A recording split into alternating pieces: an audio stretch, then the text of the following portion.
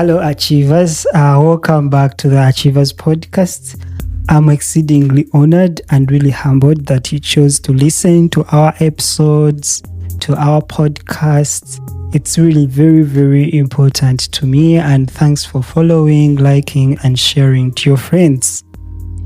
And I want to congratulate you that you have reached this far.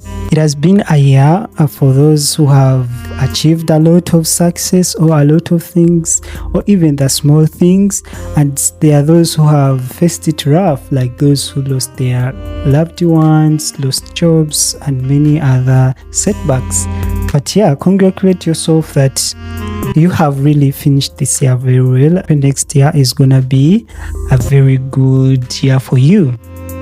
I want to start today as a slightly different way from other episodes.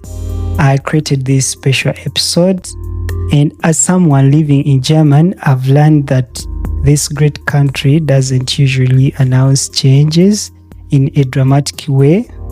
There are no silence, no countdown, no urgent speeches telling you that everything is about to shift. Instead, German changes quietly, changes through numbers, thresholds, definitions, procedures, and most importantly, expectations. And often, by the time most people realize what has changed, the system has already moved on. That's why I wanted to make this episode not as a reaction, not as commentary, but as preparation. In this studio episode, we are going to do three things. First, we will break down the 10 most relevant changes expected in Germany in 2026, the ones that touch everyday life, work, income, mobility, family, and stability. And secondly, we will look at 5 additional developments that will shock you, those which don't always get attention but carry long-term consequences if you're not aware of them. And lastly, this is where Achievers Podcast is different. We will talk about how changes should move you, not emotionally, but strategically. This is not a political episode. It's not about fear or criticism. It's about understanding the environment you are in and learning how to position yourself well inside it. I hope you will stay until the end, and let's begin. So let's start with something fundamental, the minimum wage. As of now, the minimum wage in Germany stands at 12.82 euros per hour from January 1st, 2026. That figure is scheduled to increase to 13.9 euros per hour. Numerically, that's just over 1 euro per hour. Now, this is where many conversations stop, but Achievers Podcast doesn't stop at headline. Let's translate that. For someone working roughly 160 hours per month, this change can mean around 170 euros more per month and over 2,000 euros more per year before deductions. For students, part-time workers, service workers, and people at entry-level positions, this is very meaningful to you. But here is the deeper layer. Minimum wage exists to protect dignity and stability, not ambition. It's a floor, not a ladder. So the real question for an achiever is not, is minimum wage increasing? The real question is, how long am I planning to live at the floor? Because systems like German don't punish ambition, but they also don't reward stagnation. Now let's talk about mini jobs. Currently, the monthly income limit for a mini job is 556. Because mini jobs are mathematically linked to the minimum wage, this limit increases in 2026 to 603 euros per month. That's an addition 47 euros per month. For students and people balancing work with studies or transition periods, this offers slightly more flexibility. But it's important also to understand the design of a mini job. Mini jobs are built as temporary, supplementary, and most importantly, limited. They are meant to support you while you build something else. The danger is not the main job itself. The danger is when it becomes comfortable enough to delay progress.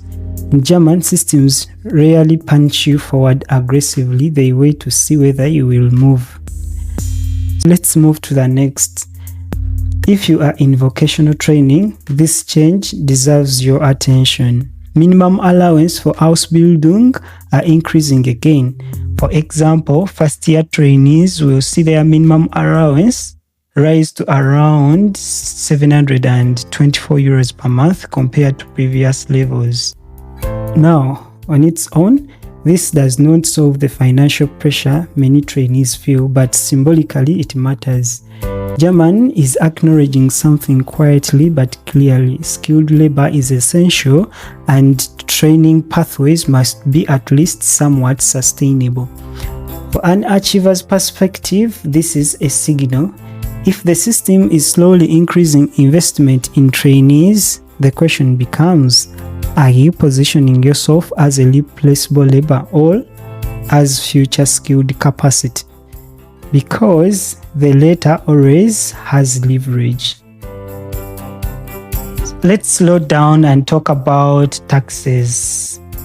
German allows you to earn a certain amount per year without paying income tax. This is called the basic tax-free allowance.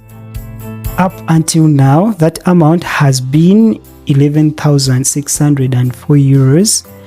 In 2026, it increases to 12,348 euros. That means the first 12,348 euros you earn in a year is not subjected to income tax. For students, part-time workers, and lower income earners, this matters a lot. But there is a bigger lesson here. In German, progress is not measured by gross income, it is measured by net stability. Achievers don't just ask, how much do I earn? They ask, how much do I keep and why? So let's move to the commuter's allowance. This especially works for those who commute longer distances from their place of residence to their place of work. For someone like me who's moving from my city in Florida to Frankfurt, it is a very long distance. So previously, German calculated commuting expenses using rates: 30 cents per kilometer for the first 20 kilometers, and then 38 cents per kilometer beyond that. From 2026 onwards, this is simplified. 38 cents per kilometer from the first kilometer, regardless of distance. This applies whether you commute by car or public transport. Now here is the important context. This change exists because housing costs have pushed people further from workplaces. Commuting distances have increased, and the old calculation no longer reflected reality. This is not generosity, it's adaptation. And achievers always pay attention when a system adapts because it reveals the pressure points. So let's move to Kindergeld.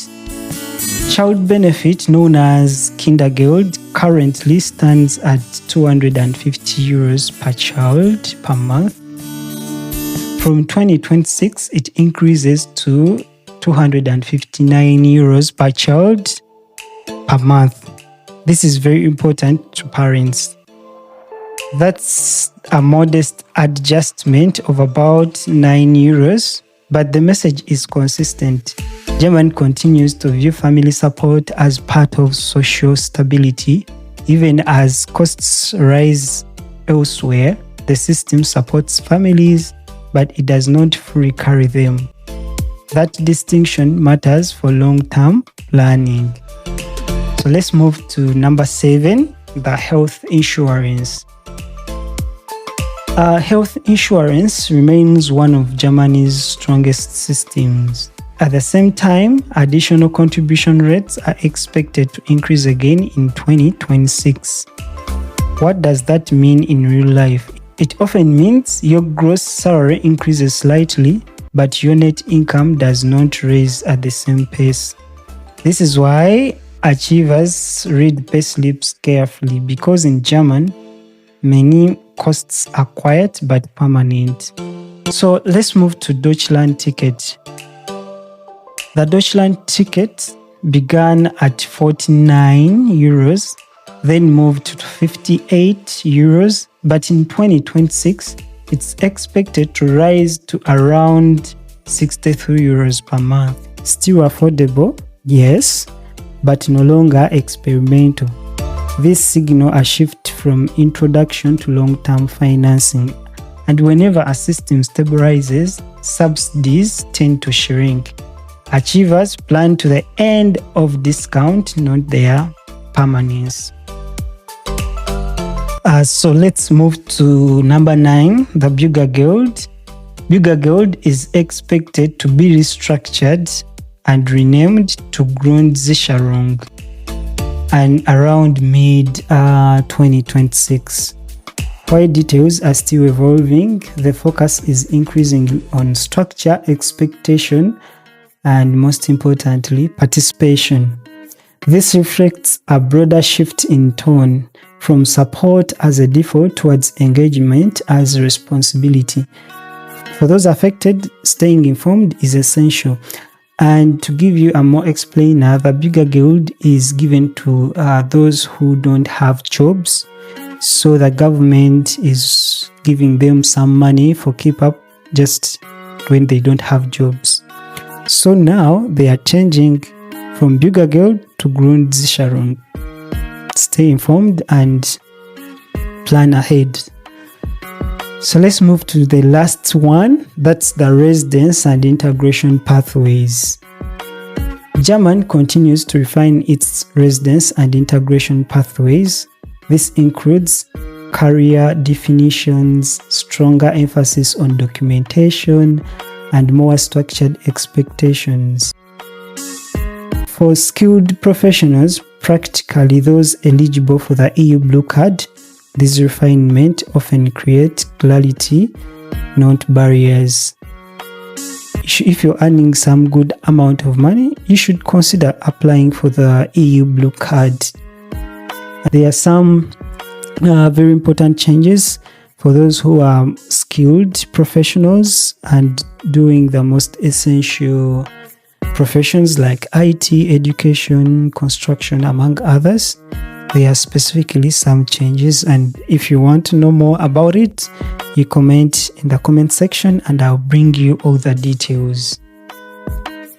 So let's move to the addition developments or the extras that I promised you when I was starting this episode. So number 1, document integrity. Authorities are placing increased emphasis on the authenticity of documents, including language certificate. So some people who've been applying for the German citizenship, some of them have been taking the false or the fake language certificates. And now, starting 2026, higher standards are going to be put into place so that they eliminate those who have been doing such. And it's gonna be like they're going to be giving you 10 years penalty. Like if you apply for the citizenship and you take any fake documents or document, they are going to give you 10 years penalty before you apply again. So you have to be careful. This reflects a broader focus on trust, fairness, and consistency within administrative processes. So there are additional verifications that are going to be put on paternity recognition. Let's say you have a baby or a child and you want to show the authorities that you are the father of this child, so that you get some rights like residence rights and stuff like that. Starting 2026, are going to apply additional checks to ensure that parental relationships are genuine and that child welfare is protected. So again, this aims to clarify legitimate cases rather than to disadvantage real families, to remove all those who have been giving out the false documents. So let's move to the third one, which is family reunification. So here there are some subsidiary protections on family reunification. So for those individuals with subsidiary protection status, family reunification remains suspended until 2027. This is a difficult reality, but one that needs to be clearly understood for realistic planning. So number 4, pay transparency. By mid-2026, employers will be required to provide salary ranges and follow clear recruitment rules. This supports transparency and fairness in labor market and changes how job negotiation begins. Before, employers, in case you're applying for a job, they could ask you how much were you earning your previous job, so that they can calculate how much money they can give you. So now, when they are announcing for the job or free vacancy, they have to include the range they are going to pay for that specific position. So to increase transparency. This shows culture shifting in hiring. The last one is the broader culture expectation. Beyond individual rules, there is a broader culture shift. Germany increasingly expects residents to understand processes, prepare in advance, and engage responsibly with institutions. Awareness and preparation are becoming more important than ever. Let's move to the practical action checklist. Achievers, information only matters if it leads to better decisions. Here is the practical checklist you can actually use. Number 1, review your income structure, calculate expected net income for 2026, understand your payslip, especially insurance and social deductions, reassess transport costs, compare Deutschland tickets with your local options like your city. For the students, University Union offer different offers to students, so that you can always go with the cheaper option. Like for some cities, they know that many people are now becoming discouraged to buy Deutschland tickets, so they are offering lower options or discounted options to the 68 that was increased. So number 4, strengthen your qualification path. That means you have to focus more on getting more skills because they matter a lot. Clarify your residence status, know your timeline and next steps. Like in your residence status, what are you going to do maybe after 5 years? Like for now, it has been completely abolished to get your German residence after 3 years. So you have to know your timeline and plan for the next steps.